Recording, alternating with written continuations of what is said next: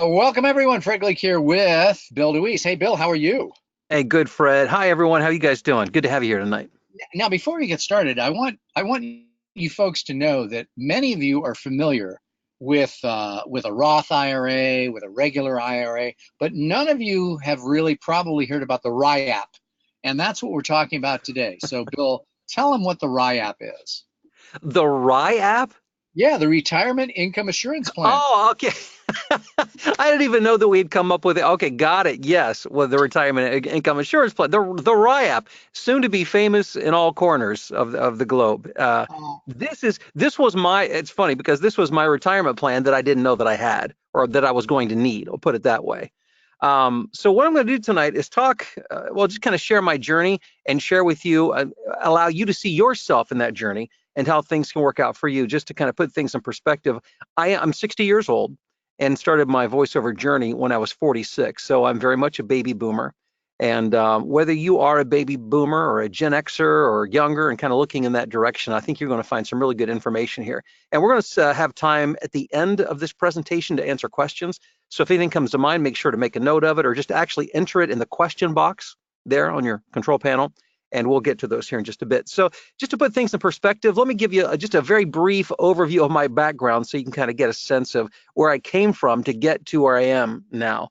I originally started my career in radio. I knew I wanted to be a disc jockey when I was in junior high school. That's what I did as soon as I got out of school, and did that for 11 years in Columbus, Ohio. Was recruited to come to a small private university in the Chicago area in 1991, which I did. So I joined the ranks of academia, and there not only did I teach, but they owned an FM radio station, which I managed and did the morning show for as well, and carried a half teaching load for undergrads.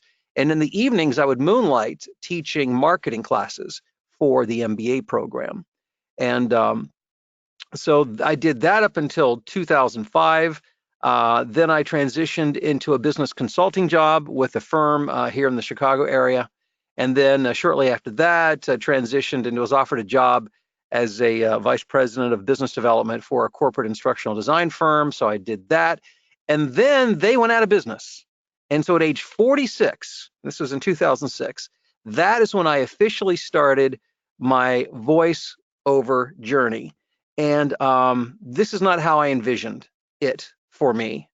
And you may be going through some things that you didn't envision either, but I'm here to let you know there is a light at the end of the tunnel. You know, most companies are not recruiting new employees 40s plus. I'm not saying that that's always the case, but you know, by and large, there was not a big market for my services, especially when you go into broadcasting, because more in those of you who have a broadcast background, you know, have been massive layoffs over the past really couple of decades. There's been a massive downsizing as companies have continued to buy multiple properties and have stretched their employees probably beyond what's normally considered human, and they're doing multiple jobs for multiple stations. But anyhow, so I was in that situation. I didn't want to go, start working at McDonald's or greeting at Walmart, although that was always the kind of thing I said, well, worst case scenario, hopefully I could get a job at McDonald's. Although, if you watch the news, that's not even easy to do nowadays.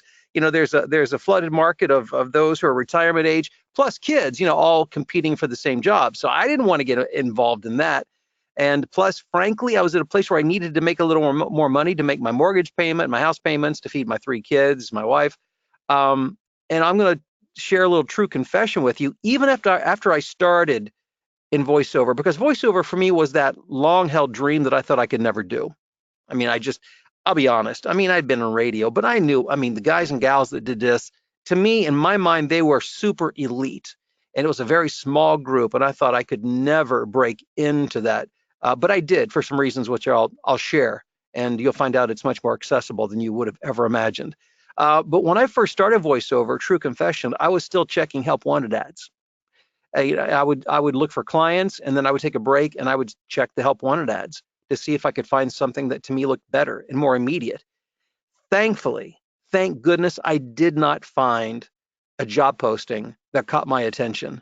Otherwise, my life could have turned out very, very different. Let me tell you why voiceover is a great option. Whether you're retirement age, you're approaching retirement age, or even if you're thinking about you're thinking to the future what you might be doing to prepare for that. There are some really cool things happening within the voiceover industry. And one is it is so easy and cheap to create content. And specifically, when I say content, I'm talking about video content. It used to be expensive to make good video content. Now, if you own a laptop computer, with a program called Adobe Premiere, or the Mac has a program called Final Cut Pro, or even iMovie, you can make some really great stuff. And so more and more companies are creating content for training, for internal purposes. Right now, I'm in the midst of what I call open enrollment season. It's that time of year where companies are talking about the benefits to their employees. And I don't know if it's mandated by law. I'm guessing that must be, because everybody and their brother has these long scripts that have to be recorded that they can make available to their employees to train them on how to do this whole open enrollment thing. There's so much content. Certainly there's commercial work, but there's audiobooks. That is booming right now. And as a matter of fact, Amazon, who owns Audible, audible.com, they are the biggest online seller of audiobooks. They can't keep up with the demand in terms of creating traditional books into audiobooks. And so there's been huge demand for audiobook narrators. But then you get into corporate work, and man, that's where it's really exploded. I'm doing corporate work. When I say corporate work, it could be anything from e-learning to internal information to stuff that they put online that's more commercial, in nature.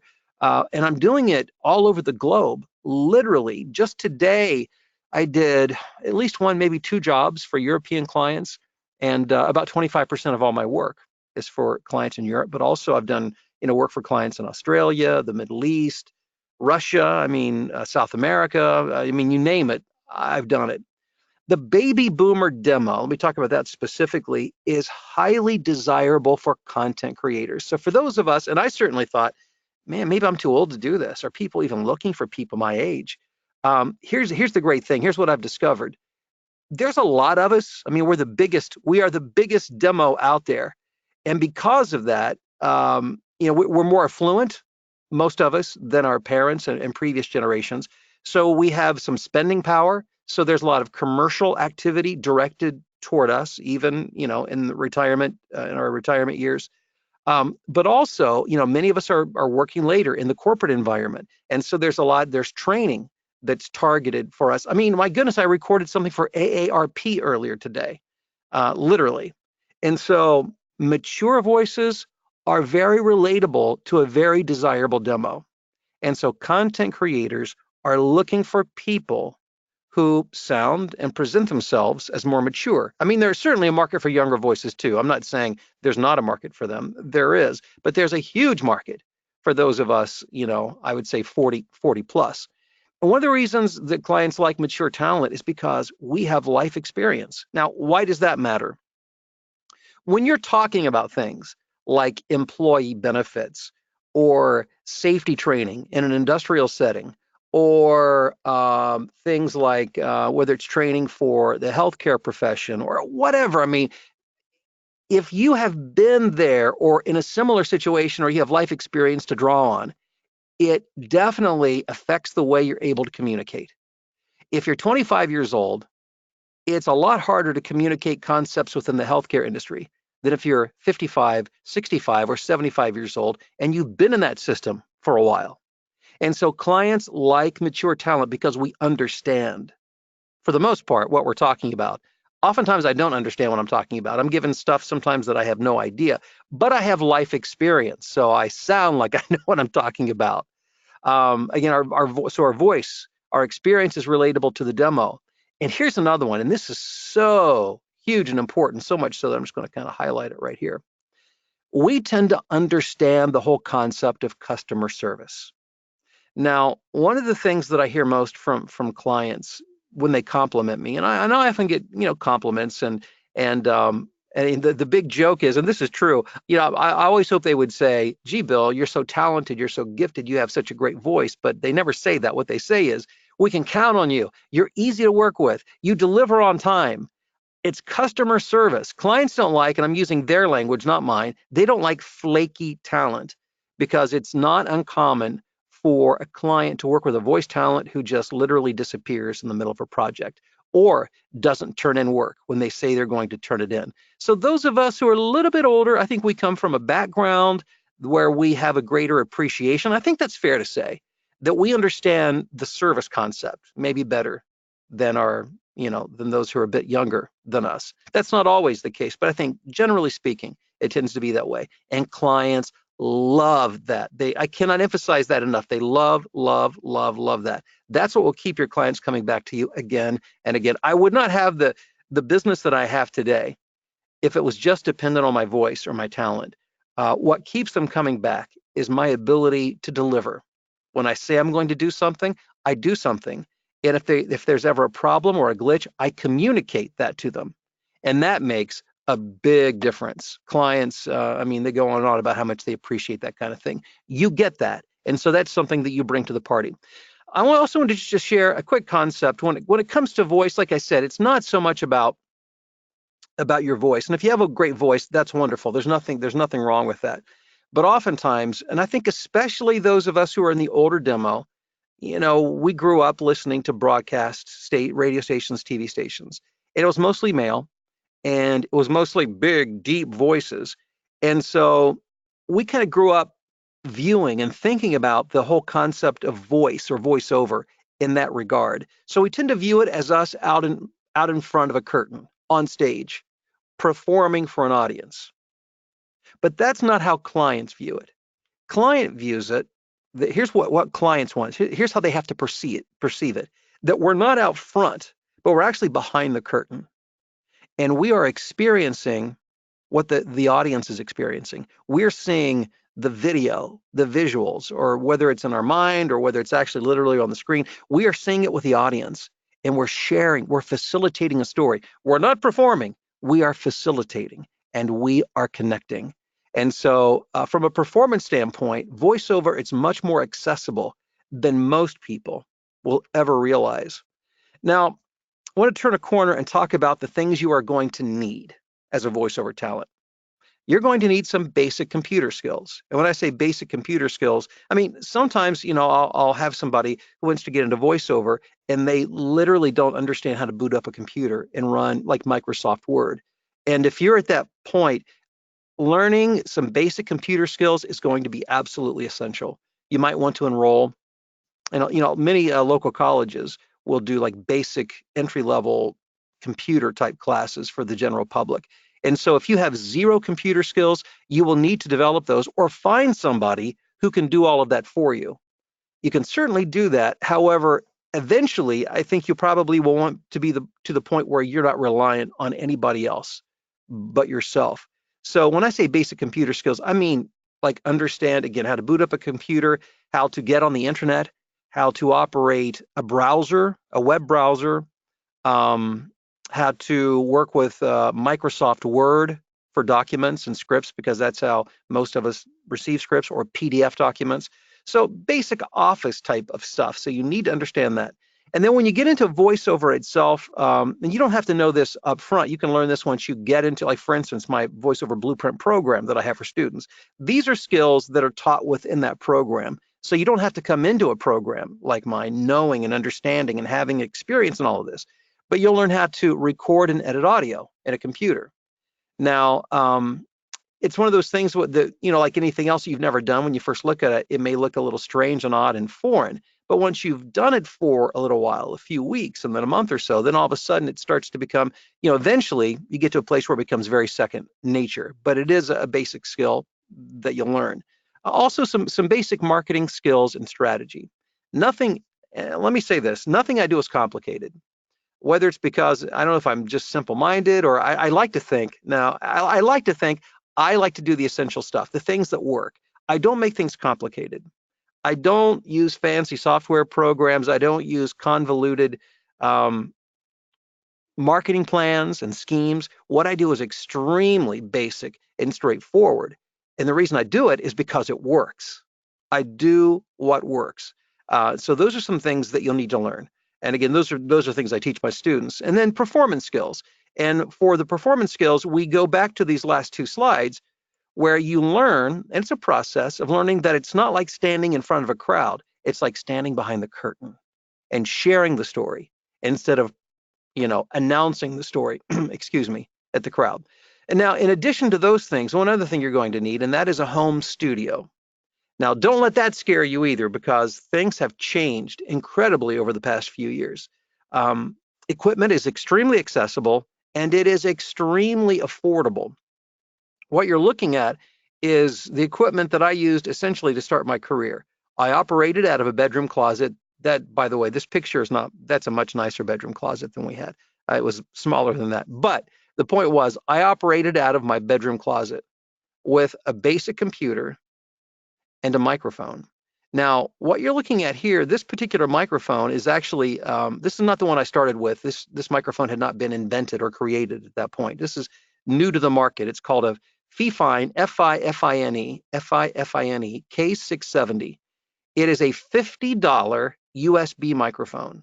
So it's inexpensive. It sounds fantastic. And being a USB microphone, it means it plugs directly into your computer. No need for a mixer or interface or anything between that and the computer. It goes directly into your computer. And I've got students right now, this is what they're using, and they are making money doing this. So, oops, lost my spot. So yeah, so that's what you need in terms of home studio. Hopefully that kind of calms the nerves a little bit, because when you start thinking about something that you're not that familiar with, at least I would start to think of things that are really complicated, hard to learn, and extremely expensive. And actually, it's just the opposite. So how much time do you think you can invest per week? And here's the great thing with voiceover, you decide, if you can invest a few hours a week or if you can do it on a full-time basis. Now, when I started, I was downsized out of a job, so it immediately became full-time for me. But I'll give you a quick example, 10 hours a week. My daughter, Mallory, she works for me as my assistant on a full-time basis, but now she is cultivating and growing her own voiceover career. And she now works about 10 to 15 hours a week just for her own voiceover work. And she started this, she really started in earnest toward the beginning of this year, 2019, maybe late 2018. And she did some things sporadically before that, but really in terms of doing it in earnest and trying to make this happen, it's just within, early this year. And with 10 to 15 hours a week, she is making between $3,000 and $4,000 a month. Think about that for a second. To me, that's mind-boggling that somebody can work 10 to 15 hours a week, hours they choose, hours you choose. You're not punching a clock. You set the hours in which you want to do this, having the flexibility to do what you need to do during the day, and still be able to make multiple thousands of dollars a month. Would that change your life? For most people, it would. So if you can do $3,000 to $4,000, and again, I'm giving an example of her. I'm not saying you'll make that much. I'm not saying it could be less, it could be more. But I'm just giving you that as an example. What could you do with 20 hours a week? What could that mean? So, you can start to do the projections. If 10 hours to 15 hours can bring 3,000 to 4,000 a week, and even more, what are 20 hours or even full time? And now, I've done this full time. Now, I've done this for a while, obviously. This year, I'm on track to make close to $400,000. And I actually spend probably closer to 30 hours a week recording voiceovers. And then I spend quite a bit of time in the voiceover training. I've got a group, a private group, which I'll tell you about here in just a little bit for those of you who are interested in more of that, and recording videos and doing training and that kind of thing. So over time, you can actually learn how to work fewer hours and make more money by leveraging better and better clients and better jobs. And that's just something that takes a little bit of time. So at that point, Fred, I'm just going to kind of put the pause on that. And if there's something you think that should be covered that I haven't, we could do that, or we can go to questions if there are those who have questions.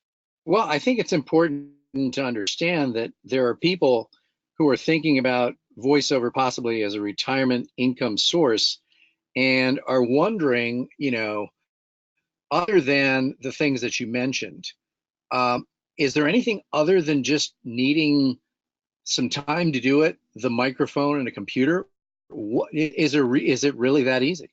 Yeah, well, it does take, it takes some time. And so I don't want to give you the mistaken idea that you plug a microphone into a computer and the next 8 people line up, um, wanting to hire you. Because obviously, in any kind of business, you have to have a product, and then you have to find who your audience is, and then to create a demand for your product. So it begins by setting up your studio so that you can learn how to create your product. So that's something you have to, that's a skill that's learned. Again, that's something that I work with my students doing, whether it's recording and editing audio, whether it's doing performance work, whether it's learning how to market yourself, and that's literally the next step in it. How do you get your voice in front of the right people? So you've got to be found, and you've got to be heard, and you've got to be hired. Those are the big things. So learning to create the product, and then knowing where people are, where do you go to find these people? Well, there are video producers out there. There are casting directors. There are online platforms where clients go to find people to record audiobooks and to record. I was on a freelance website today, and somebody contacted me about recording um, it was two 30-second commercials for the state of Michigan for the census, and they offered me $800 to do those, to do those two commercials. So, but that was something I had to learn, that platform, how that works. So, you want to invest a little time. Here's the thing: you could certainly get up. You could get a job. I think you could get an audiobook job within a week or two. That's not terribly complicated to do. Now, audiobooks are at the lower end of the pay scale. But that being said, I've recorded 41 of them. And that's a great way to get started. And then there are freelance websites you can get up and running, but certainly within a month or two, you should be generating regular income. It occurs to me, Bill, that the one thing people might find interesting is we've had a number of people who have either retired or are about to retire who have come into the Blueprint program. Why don't you give a few examples, and I'll throw a couple out at you. I mean, we had a retired pediatric surgeon. We also had Sandra Perlmutter, who was an English lady of I think in her mid-70s. Why don't you give people some examples of the type of Yeah, people that? Sandra's retired from United Airlines. That's where she spent, her career. It reminds me, I've actually worked with a United flight attendant. I think it was a Southwest flight attendant. We have a lady who's a retired school superintendent, and she taught for a number of years and was then, a superintendent. We've got people who, of course, broadcasters, TV and radio, actors. Those would be the obvious things. But we've got, I mean, accountants, factory workers, salespeople. It could go on and on. You name the profession, we work with them, because it's not about your background; it's about your ability to communicate. Yeah, so I think it's important that anybody who's listening to this program who is retired or thinking about retiring in the next couple, 2, 3 years, this becomes a very viable option for anyone who is a good communicator, correct? Yes, and here's the thing, Fred, that can be learned. That can be learned, because really, at the end of the day, what communication is, it's about allowing yourself to be yourself, understanding what somebody needs from you, and then learning how to communicate that through your personality. Okay, well, I see some questions coming in, and I'll answer Teresa's first. Teresa, neither Bill or I are accountants or lawyers, nor do we play them on TV. So anything with regards to setting up the legal structures or accounting matters are things that we want to defer to other professionals. We're here to talk to you specifically about voiceover work, how to get it, whether or not it's a good match for you. But certainly, Bill, you can talk to Teresa about how you have your business structured. Are you a corporation? Are you a sole Yeah. proprietorship, And first of all, let me say the reason Fred says that, because anybody who has a business should have an accountant. But your accountant's going to guide you based on certain things. Like, for instance, even the state you live in is going to have an effect. So just because I'm set up in a certain way doesn't mean it's best for you to set up that way. I'm an S corp, so I am set up as a corporation, and it saves me much money in taxes. I pay a lot of money in taxes because I make a pretty good income, but it saves me several tens of thousands of dollars being a corporation. Okay, so I'll go back to the top with Paula's question, which I think you kind of answered when you went off on a little rant there. How do you find your corporate clients? And she puts corporate in quotes.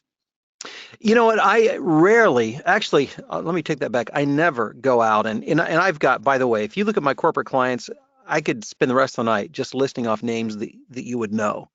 It's, I feel like I've worked with every Fortune 500 company, and maybe not everyone, but most of them. And I've never approached them directly. I find my corporate clients by finding the people that they hire to do their work, the video production companies. So now a few companies, like I remember back in the day, Lowe's used to have their training department in-house. And so I used to work, Mallory and I actually both, we did a lot of internal training for Lowe's, and they hired, they would work with me directly. But I would say 95% of the companies out there outsource to that to specialized video production companies. So I market myself to video production companies. That's how I get all, whether it's, I did a thing for United the other day, John Deere, Disney, Microsoft, Apple, I did BMW yesterday. But I didn't go to BMW. I go to the production companies that they hire. Got it. So that really kind of answers Matthew's question, which is how do I find jobs? You find jobs not by going directly to the corporations, but by going to the people that they are hiring, those corporations are hiring to do. And again, you keep mentioning video. It's almost always video, not audio work, correct? Yeah, it's almost exclusively video. It's usually your voice is being, unless it's a radio commercial, that would be the exception. Your voice is almost always being put to video. Got it. Now, Butch has got a question as it relates to your environment. And he says, do I have to be in a soundproof atmosphere or environment? No, as a matter of fact, I forgot to turn my camera on. Just let you can see where I'm at right now. I'm like in a little prefab kind of thing. It's not soundproof. It's quieter than if I didn't have it, but it's not. It's like, for instance, I don't know if you heard a little while ago, the dogs are upstairs barking. Um, when people are out mowing their lawns, and that stuff still bleeds through. When you work from home, there is no way to be 100% soundproof. Sometimes I've had to apologize to clients, say, hey, I'm sorry, they're mowing the yard today. And the industry is at a place where people get that because everybody has the same issues. So thankfully, there's a lot of forgiveness when it comes to that kind of thing. Yeah. So, and you told everybody at the beginning, and Butch, I don't know if you caught it, but Bill started in in his master bedroom closet, Yeah, and he was in there for 4 years, right, Bill? that's right. Yeah, I worked out of my closet for 4 years. So there you have it. So the answer is no. You don't have to be in a soundproof environment. In fact, very few people are. Even if after you get now, the thing about it is the more it's nice to have a very very well, we call it well treated Right. environment to do voiceover work, but a lot of people get microphones that are much more expensive and much more sensitive than the one we recommended, and they have to be in an even better quality sound environment. Correct, Bill? That's a great point. Sometimes what you think is a smart move, you buy $1,000 mic. Well, you just exaggerated all your problems. It's interesting because Paula, the answer is yes, it is. And her question is in regards to e-learning, how do I find those clients? I assume it's not video production companies. And the answer is, Bill? Yeah, it's video production companies.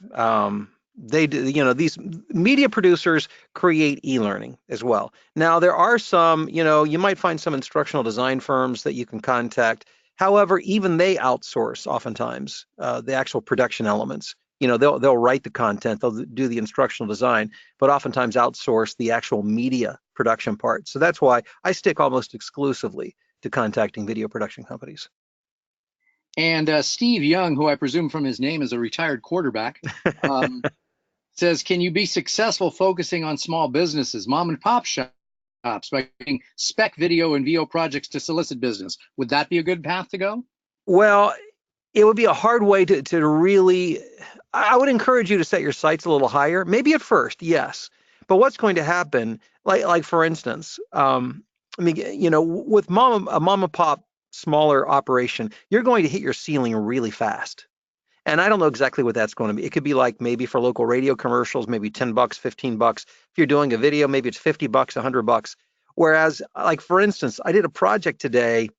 It was it was about a 7 minute. No, I'm sorry, it was a 12-minute open enrollment narration. It's just 12 minutes long as I read it. It took me a half hour to do the project. That job paid like $900, and I could never make that kind of money doing small, doing small mom and pop. So yeah, sure, start with that, but just understand you're going to hit a ceiling really fast, and you can only do so many jobs a day, at $50 a pop. Yeah, Matthew's question, Matthew, we get this question all the time from some of our members.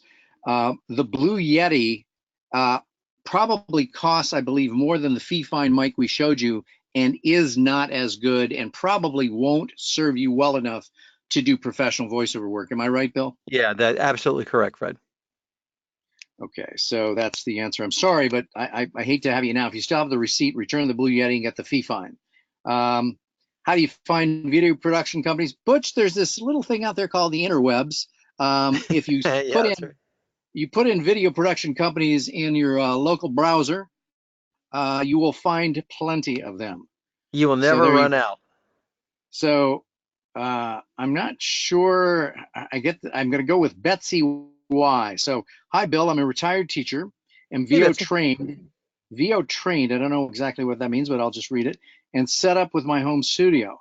I'm now working on my website. My coach had mentioned, oh boy, here we go. My coach had mentioned that my voice is capable of sound variety of ages. You know what? And the question is, I'm wondering if perhaps I should not have a photo of myself on the website so as not to reveal my age. Well, first off, I would just caution you, Betsy, that oftentimes make sure when you're dealing with coaches, ask them one very indelicate question, which is what, Bill? How much do you make recording voiceovers? And if that person That's the only will, way to find out if they're legit. yeah, if somebody doesn't answer that question, you know you're probably not with the right coach, because I know you certainly don't want to follow someone who hasn't actually done what they claim to be teaching, because that to me is not cool. So, in answer to your question, should she put her face, her picture? I have an answer, but I want to hear what yours is. Yeah, you know what? I stay away from that because people make judgments. Now, I'm 60. I don't think I sound 60, but I mean, I get cast for things from 30 to 60, a broad range. And if somebody sees my picture, and I don't think I look terribly old, but they see my gray hair, they might think, oh, well, he's too old. And they've never heard my voice. So I'm not a big fan of using a picture. Got it. Brian's asking, how do you figure out which video production companies to approach? There are tons of them out there. Oh, you're overthinking this already. Going back to what I said about taking a very simple approach, do not overthink. Um, all you need to do is contact them. They'll let you know whether they can use you or not. Don't start trying to screen people. Just call them. It doesn't cost you anything. Yeah, and now the cool thing is the customers, the blueprint folks, the people who have the program that Bill will talk to you a little bit about later, um, have a very specific script, which we can't go through here because it's a little bit more detail. But all of those folks are using a method of approaching these people that works very well.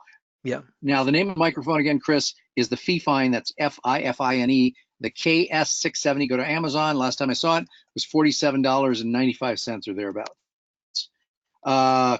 Carl says, do you have any issues with collections? That's a good thing to explain to people, Bill. You know what? I don't. Believe it or not, I don't use a contract unless if a client says, "Hey, I've got a contract, will you sign it?" Yeah, I mean, that happens on occasion, especially large companies. I'll do that.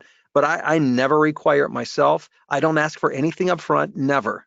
I only ask for money. I only bill once they've indicated that they're satisfied with the project. And if they haven't within 24 hours, then I bill after that.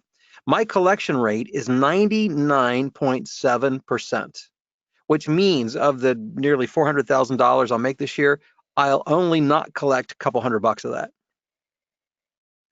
So, Yeah. but you have Yeah. to know how to do that. I mean, I have a whole system for that. So if you know what you're doing, it's not an issue.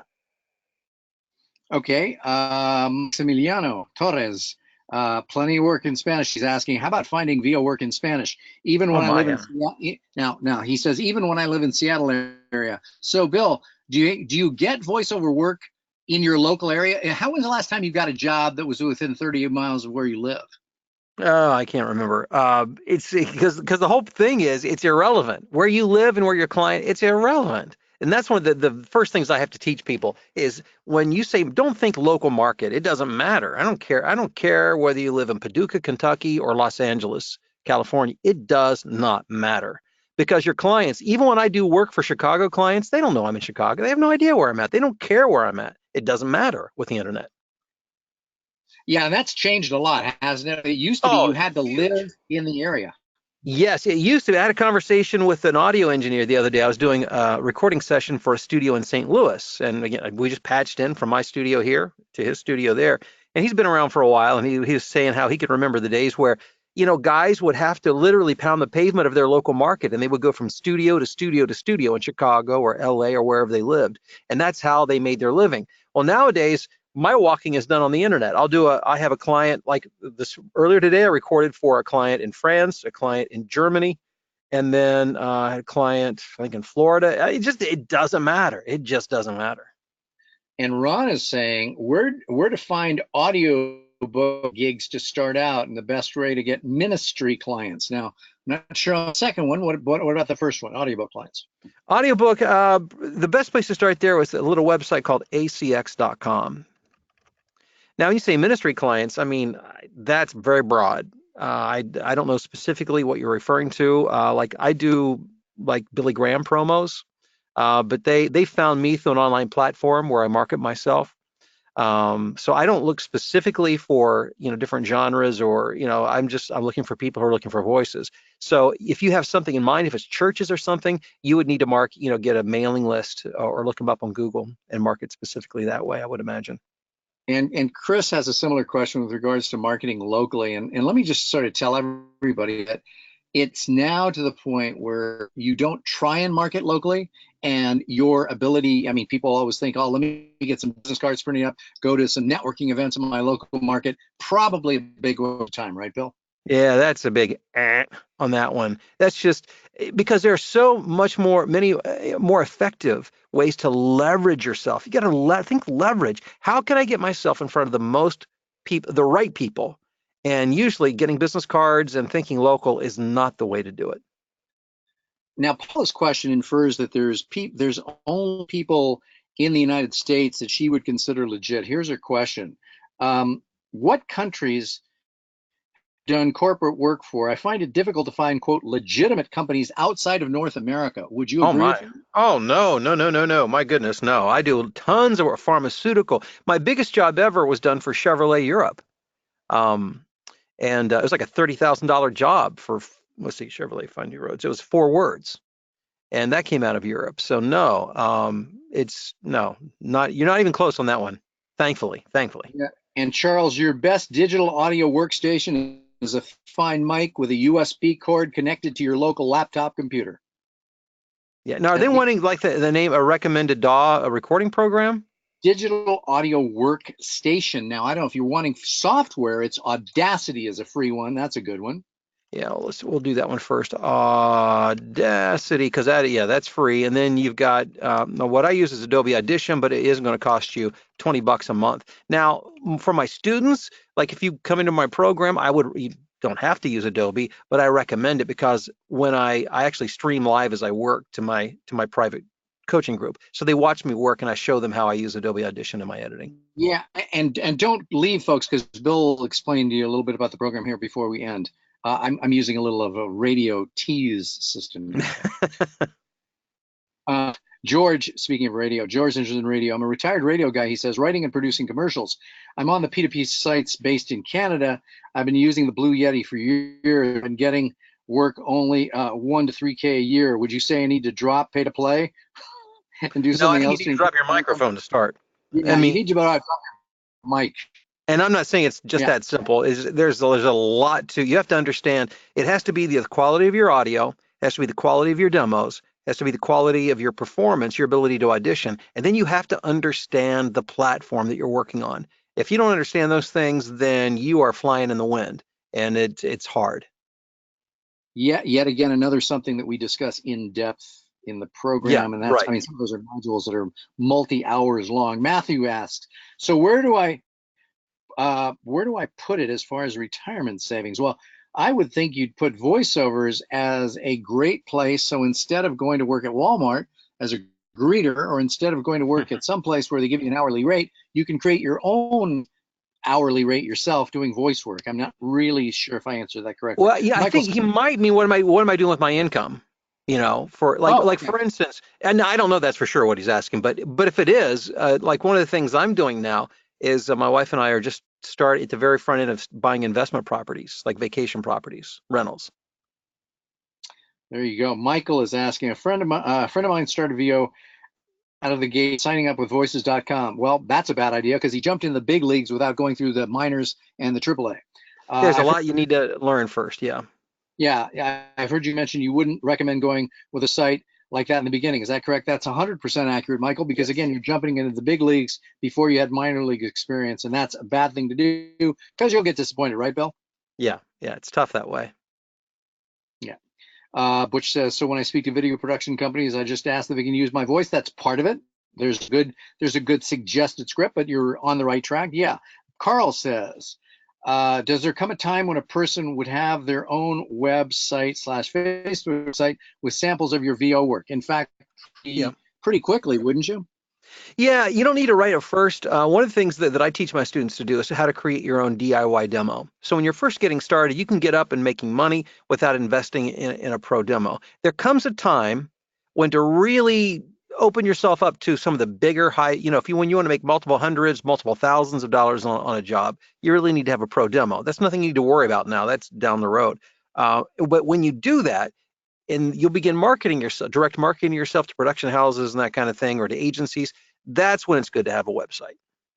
Got it. Maximiliano comes back with, should I record several demos in various genres or create one with a mix? Well, I would do one with a mix, and then I would do from that I would break it up into different genres as well. Got it. And Ron says, you mentioned ISDN patching to a client. Is there a good website to learn more on that? Or do you have a Marketing 101 webinar scheduled soon? I don't use ISDN anymore. It's an outdated technology, and I used to have it. I don't. I use a little program called Source Connect.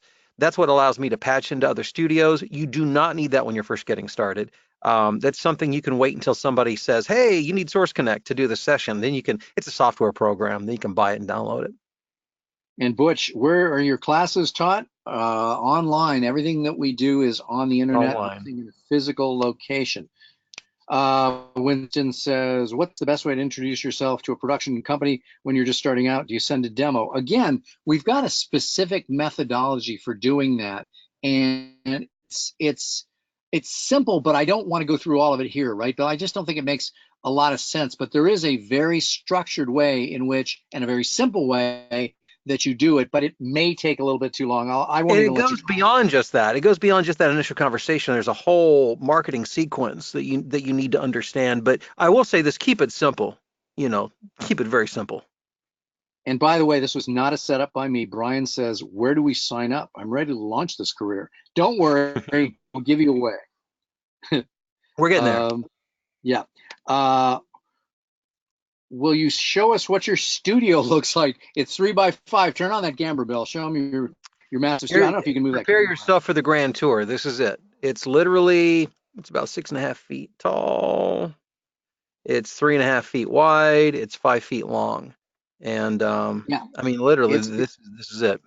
It's smaller than most walk-in closets by a lot. Yeah. Okay, Paula.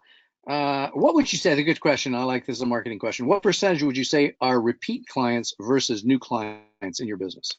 Yeah, I would say at least half of my clients now are repeat. I've cultivated enough that I get at least half of them are repeat clients.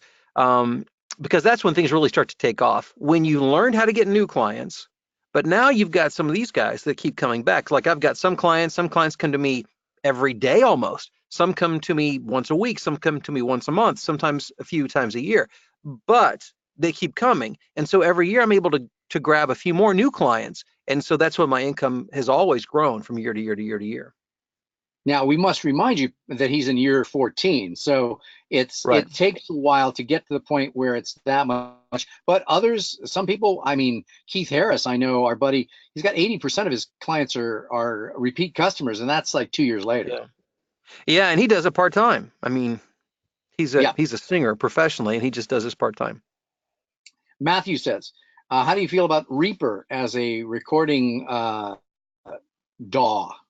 Yeah, I mean, I've never used it. I know I have students who do use it and they like it. It's really built for music, but you can use it for voiceover. It doesn't have a lot of the features that Adobe Audition has, which is built for voice. But Reaper, I mean, it's a fine program and it can do basic, voiceover just fine.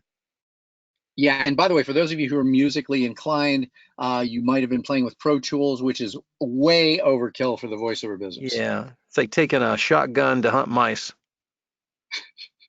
Okay, and this is the last question from Brian before I'll have you tell him about the program. Brian says, "Did you build that studio yourself?" You don't know, Bill, but you don't know me. Oh, I'm even worse. yeah, no, I have no skill. My wife could build this. She could Yeah, have. I same with actually mine. found that yeah, our wives own the tools in our families. I found this through Craigslist. It's called a whisper room, and so I found one for like half price. I was only 2 weeks old. I bought it for half price of what a new one would have cost me through Craigslist. But let's remind people you didn't get that studio till you were making well over $100,000 a year and you worked out of your closet. So don't be looking to Yeah, I was years into this before I did this. yeah, don't be looking to spend money before you make it, folks. Okay, so Yeah, Bill, tell them about what the program is and how they can maybe consider getting considered for it. well, what I've finally done is put together a comprehensive. Somebody told me not long ago, they said this is like a voiceover university. And maybe it's because I'm a former professor, so I wanted to think of it, sequentially to have all the right classes so that you can kind of graduate from one thing to the next. But not. I'm just kind of giving you an overview. So it's 70 plus hours of training. Okay, so and this covers everything from in detail how to work with these online platforms and pay to play sites, marketing strategies, how to deal with direct marketing to production companies, how to record audio, how to edit audio, how to process audio, how to perform. I mean, we could go on and on. Like I said, 70 plus hours is a lot. It's on demand streaming. So you can access this mobily, or your pad device or your phone or through your computer when you want at your convenience. But it's not just that, the training on demand. There's also live interaction. I felt it was important to have live interaction for feedback and back and forth. And so we provide 15 hours approximately, give or take, of live group coaching per month. Like for instance, today I did an hour coaching earlier today for this group, and my daughter Mallory was on with me. Mallory is really, I mean, she's teaching me how to use some of this online stuff that's newer, and so she was sharing with the group how she's making her money on online, using online freelance website. And so we were able to actually do it in real time and show actually back and forth with a client. Anyhow, so we have coaching for marketing, we have it for performance, we have it for Q&A, we have it for specific, like for instance, there's a whole class just on Fiverr, but we do these every month. So you're invited to participate, get a chance to read, get feedback, ask questions, all that kind of stuff.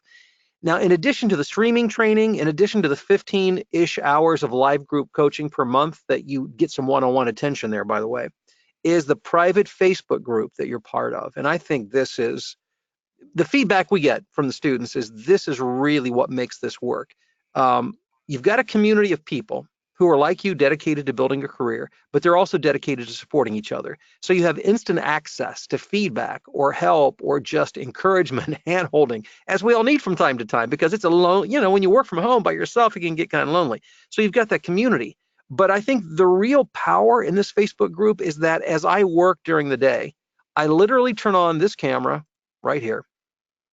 You see my desktop, and then my face is kind of down there in the corner, but you see my desktop. So you see the work that I'm doing. You see the scripts, you see as I record and edit, when I'm doing auditions, when I'm doing projects, when I'm being directed by clients, when I'm talking to Mallory about the business, that we're doing, marketing strategy. You have a front row seat. It's almost like a reality TV show, minus the drama. This is how I do it.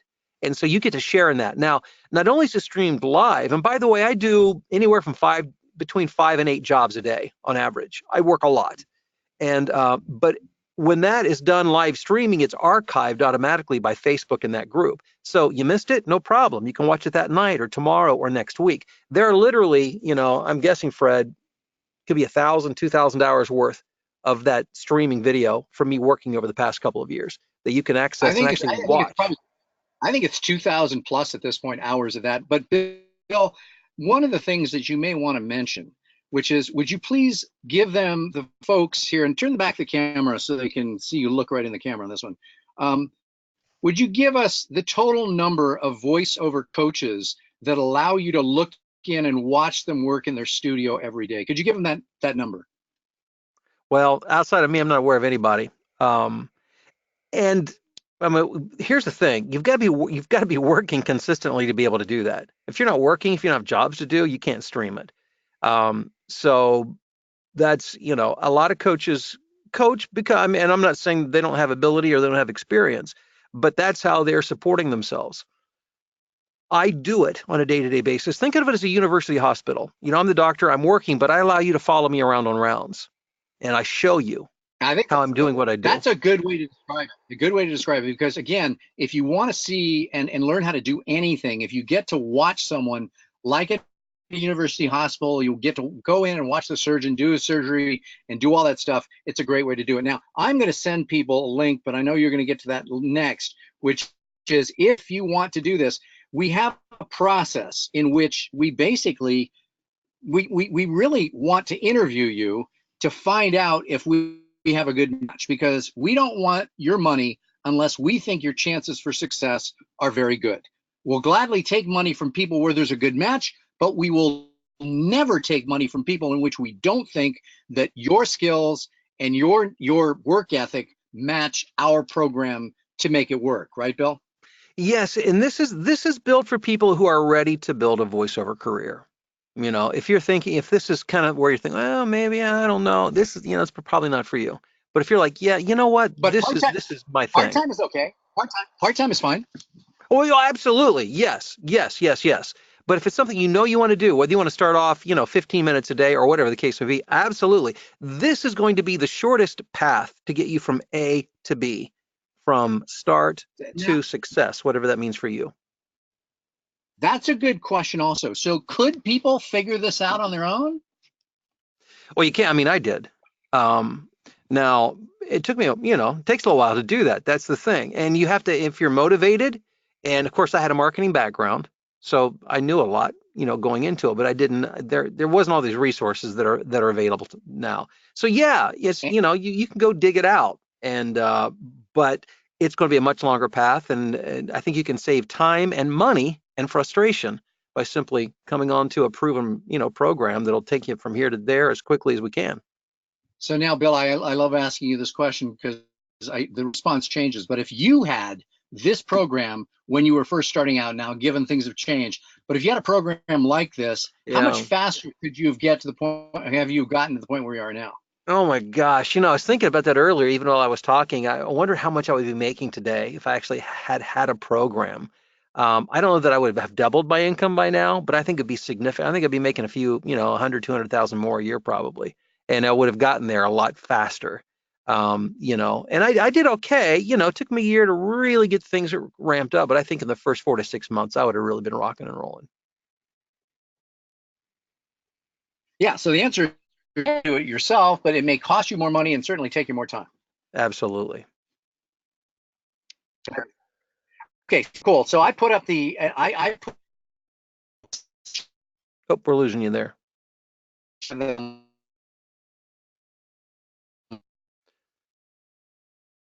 Fred, I'm not sure what you're saying, but yeah, I'm sorry. Go ahead. We lost you there for a few seconds. Okay, so just email address and okay. So yeah, to schedule that call, email fredgleek@gmail.com, and let's see here in the subject line, just put blueprint call, and Fred will know exactly what you're talking about. And would love the opportunity to talk with you and find out if this is a good fit for you, answer your questions. But if you're looking to build a voiceover career and to build an income for your future, and even if your future is now, I mean, your retirement age, you're not alone. I can tell you that. And you're not alone in this group by a long shot, and would love to have you in it. And Fred, I don't know if you're still there or not, if there's anything else you want to add. But okay, we'll leave you with fredgleek@gmail.com. Get scheduled again, and let's see if this will work for you. And thanks for being here tonight. Greatly appreciate it. It was a lot of fun, and I appreciate the opportunity to share with you my journey and what I believe voiceover can do for you as well. All right. Take care. Talk soon.